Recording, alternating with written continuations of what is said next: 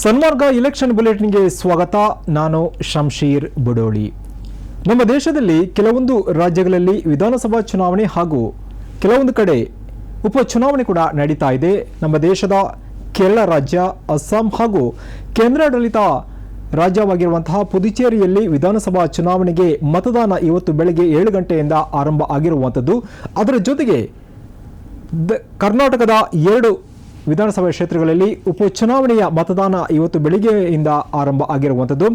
ಮುಖ್ಯವಾಗಿ ಆಡಳಿತಾರೂಢ ಕಾಂಗ್ರೆಸ್ ಪಕ್ಷಕ್ಕೆ ಹಾಗೂ ಪ್ರತಿಪಕ್ಷ ಬಿಜೆಪಿಗೆ ಪ್ರತಿಷ್ಠೆಯ ಕಣ ಆಗಿರುವಂತಹ ಬಾಗಲಕೋಟೆ ಹಾಗೂ ದಾವಣಗೆರೆಯ ದಕ್ಷಿಣ ವಿಧಾನಸಭಾ ಕ್ಷೇತ್ರಕ್ಕೆ ಮತದಾನ ಇವತ್ತು ನಡೀತಾ ಇದೆ. ಮುಖ್ಯವಾಗಿ ಇಲ್ಲಿ ಯಾರು ಸೋಲ್ತಾರೆ, ಯಾರು ಗೆಲ್ತಾರೆ ಎಂಬುದರ ಬಗ್ಗೆ ಬಹಳಷ್ಟು ಪ್ರಶ್ನೆಗಳು ಕೂಡ ಎದ್ದಿರುವಂಥದ್ದು. ಯಾಕಂದರೆ ಈ ಒಂದು ಉಪಚುನಾವಣೆ ಕರ್ನಾಟಕದಲ್ಲಿ ದಿಢೀರಾಗಿ ನಡೀತಾ ಇರುವುದರಿಂದ ಆಡಳಿತಾರೂಢ ಕಾಂಗ್ರೆಸ್ ಪಕ್ಷಕ್ಕೆ ಪ್ರತಿಷ್ಠೆಯ ಕಣ ಆಗಿರುವಂಥದ್ದು. ಯಾಕಂದರೆ ಮುಂದಿನ ವಿಧಾನಸಭಾ ಚುನಾವಣೆಯ ಹಿನ್ನೆಲೆಯಲ್ಲಿ ಈ ಉಪಚುನಾವಣೆ ಒಂದು ಪ್ರತಿಷ್ಠೆಯ ಅಂಶ ಆಗಿರುವಂಥದ್ದು.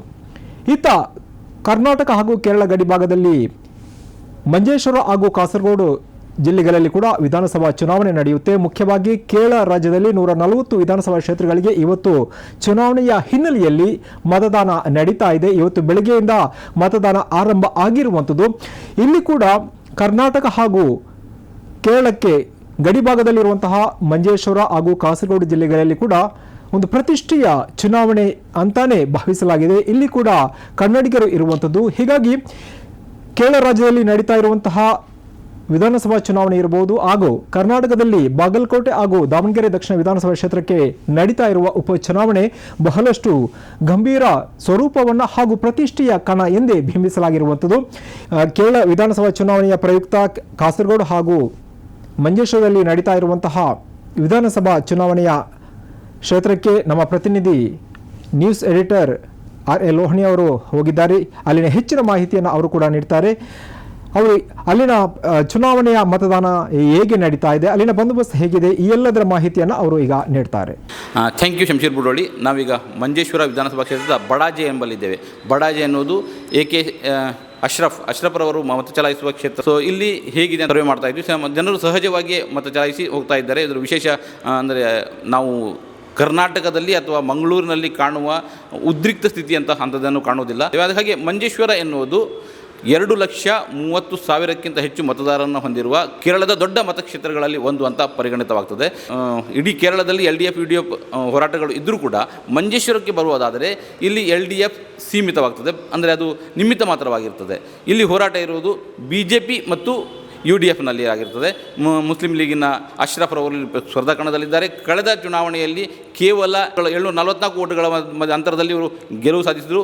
ಸೊ 2016ರ ಮತಕ್ಷೇತ್ರಕ್ಕೆ ಹೋದಾದರೆ 2016 10 ವರ್ಷಗಳ ಹಿಂದಿನ ಚುನಾವಣೆಯಲ್ಲಿ 89 ಮತಗಳ ಅಂತರದಿಂದ ಇಲ್ಲಿ ಗೆಲುವು ಹೊಂದಿತ್ತು. ಅದನ್ನೆಲ್ಲ ನೋಡುವಾಗ ಹೋರಾಟ BJPದು ತೀವ್ರವಾಗಿದೆ ಅಂತ ಅನಿಸಿದರೂ ಕೂಡ ನಾವು ಈ ಸಂದರ್ಭದಲ್ಲಿ ಈಗ BJP ಕೆಲವು ಕಾರ್ಯಕರ್ತರನ್ನು ಮಾತಾಡಿಸಿದ್ವಿ. ಅವರು ಹೇಳ್ತಾ ಇದ್ದರು, ನಾವು ಏನಂತ ಮತ ಕೇಳೋದು, ಯಾರಲ್ಲಿ ಹೇಗೆ ಮತ ಕೇಳುವುದು ಅಂತ. ಅಂದರೆ BJPಗೆ ಫಿಕ್ಸ್ಡ್ ಮತಗಳು ಇಲ್ಲಿ ಇದ್ದಾವೆ ಎನ್ನುವುದು ಎಷ್ಟು ಸತ್ಯವೋ ಗೆಲುವಿಗೆ ಹೋರಾಟ ಮಾಡಬೇಕಾದ ವಿಷಯವೂ ಕೂಡ ಅಷ್ಟೇ ದೊಡ್ಡ ಸತ್ಯ. ಅಂದರೆ ಅವರು ಕೇಂದ್ರದಲ್ಲಿ ನಮ್ಮ ಸರ್ಕಾರ ಇದೆ, ಸೊ ಕೇಂದ್ರದಿಂದ ನಮ್ಮ ವಿಧಾನಸಭಾ ಕ್ಷೇತ್ರಕ್ಕೆ ಏನಾದರೂ ಬಂದಿದೆಯಾ ಅಂತ ಕೇಳಿದರೆ ಇಲ್ಲ, ನಾವು ಏನಂತ ಹೇಳೋದು. ಅದರ ಹೊರತಾಗಿ ಈಗ ನಮ್ಮ ಮತಕ್ಷೇತ್ರಕ್ಕೆ ದಕ್ಷಿಣ ಕನ್ನಡ ಜಿಲ್ಲೆಯಿಂದ ಅಥವಾ ಕರ್ನಾಟಕದಿಂದ ಮತಯಾಚನೆಗೆ ಬಹಳಷ್ಟು ಮಂದಿ ಬಂದು ಹೋದರು. ಅವರು ಮಾಡಿದ್ದೇನು ಅಂದರೆ ನಾವು ಮತದಾರರ ಹತ್ರ ಹೋದಾಗ ಇವರು ಯಾಕೆ ಬಂದಿದ್ದಾರೆ ಅಂತ ಹೇಳಿದರೆ ಅವರಲ್ಲಿ ನಮಗೆ ಸ್ಪಷ್ಟ ಉತ್ತರ ಇಲ್ಲ. ಯಾಕಂದರೆ ಎಲ್ಲರೂ ಕೇಳುವುದು ಕೊರೋನಾ ಸಂದರ್ಭದಲ್ಲಿ ಇಲ್ಲಿ ಏನಾಗಿತ್ತು, ಕೊರೋನಾ ಸಂದರ್ಭದಲ್ಲಿ ಮಂಗಳೂರಿಗೆ ಚಿಕಿತ್ಸೆಗೆ ಬರುವವರನ್ನು ತಡೆದ ಅದೇ ಶಾಸಕರು, ಅದೇ ನಾಯಕರು, BJP ನಾಯಕರು ಇವತ್ತು ಮಂಜೇಶ್ವರದಲ್ಲಿ ಮತ ಕೇಳ್ತಾ ಇದ್ದಾರೆ ಅಂತ ಹೇಳಿದರೆ ಅವರಿಗೆ ನಾವು ಏನಂತ ಉತ್ತರ ಕೊಡೋದು? ಇದು BJP ಕಾರ್ಯಕರ್ತರು ಕೇಳ್ತಾ ಇದ್ದೋ ಪ್ರಶ್ನೆ. ಸೊ ಅಂದರೆ ಹೋಗಲಿ, ಕೊರೋನಾದ ಅಂಥದ ಬಳಿಕವಾದರೂ ಈ ಶಾಸಕರು, ಈ ನಾಯಕರು ಮಂಜೇಶ್ವರಕ್ಕಾಗಿ ಏನಾದರೂ ಕೆಲಸ ಮಾಡಿದ್ದಾರಾ? ಮಂಜೇಶ್ವರಕ್ಕೆ ಬಂದು ಹೋರಾಟದ ಪ್ರಕ್ರಿಯೆಯಲ್ಲಿ ಭಾಗವಹಿಸಿದ್ರ? ಮಂಜೇಶ್ವರದ ಜನರ ಸಮಸ್ಯೆಯನ್ನು ಆಲಿಸಿದ್ರ?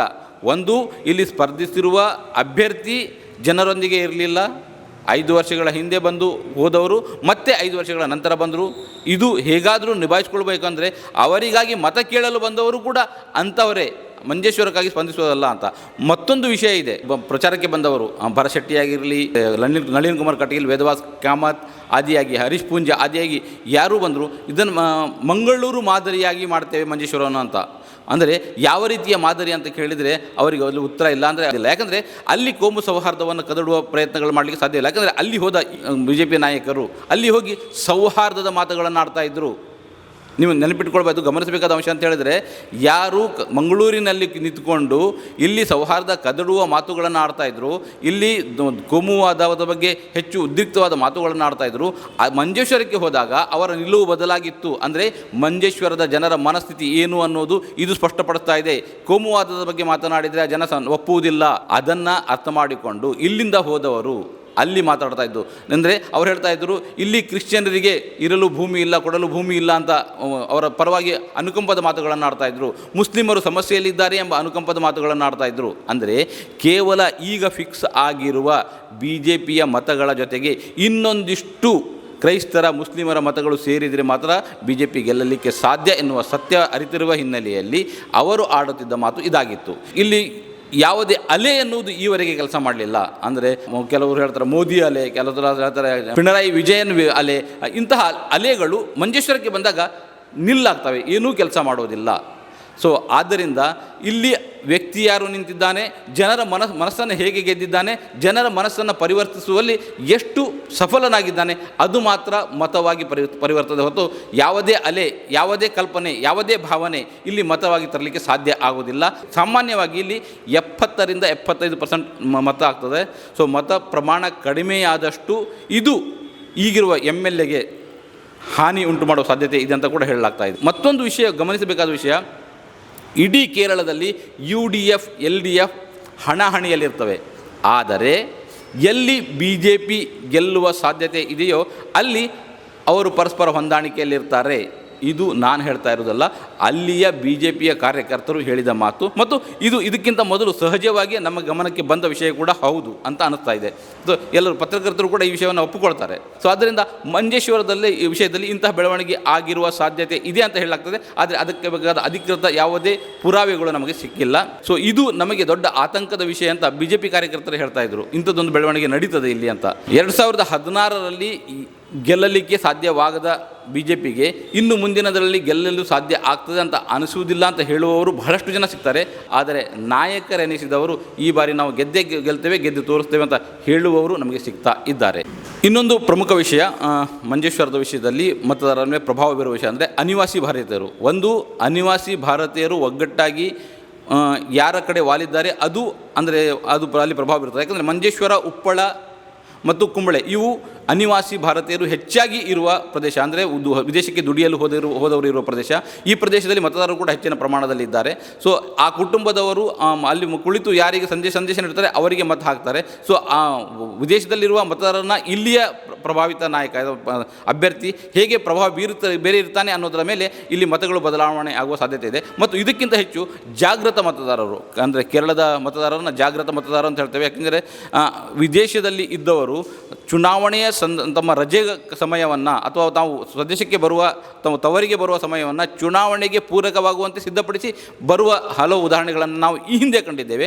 ದುರದೃಷ್ಟವಶಾತ್ ಯುದ್ಧದ ಕಾರ್ಮೋಡ ಇರೋದರಿಂದ ಅಲ್ಲಿಂದ ಇಲ್ಲಿಗೆ ಬಂದರೆ ಮತ್ತೆ ಹಿಂದಿರುಗುವ ಸಾಧ್ಯತೆ ಕಡಿಮೆ ಮತ್ತು ಬಂದು ಹೋಗುವ ಖರ್ಚು ವೆಚ್ಚ ಈ ಹಿಂದಿಗಿಂತ 10 ಪಟ್ಟು ಹೆಚ್ಚಾಗಿದೆ. ಆದ್ದರಿಂದ ಅಲ್ಲಿಂದ ಬರುವ ಸಾಧ್ಯತೆಗಳು ಕಡಿಮೆ ಇರೋದರಿಂದ ಆ ಮತಗಳು ಹೆಚ್ಚಾಗಿ ಅಶ್ರಫ್ರವರ ಪರವಾಗಿ ಅಥವಾ UDF ಪರವಾಗಿ ಬರುವಂಥ ಸಾಧ್ಯತೆಗಳು ಇದ್ದುದರಿಂದ ಈ ಕಳೆದುಕೊಂಡ ಮತವನ್ನು ಕ್ರೋಢೀಕರಿಸಲು ಅಶ್ರಫ್ರವರಾಗಲಿ UDF ರವರಾಗಲಿ ಯಾವ ರೀತಿ ಪ್ರಯತ್ನ ಮಾಡ್ತಾರೆ ಅನ್ನೋದರ ಮೇಲೆ ಅವರ ಸೋಲು ಗೆಲುವು ನಿರ್ಧಾರಿತವಾಗಲಿದೆ.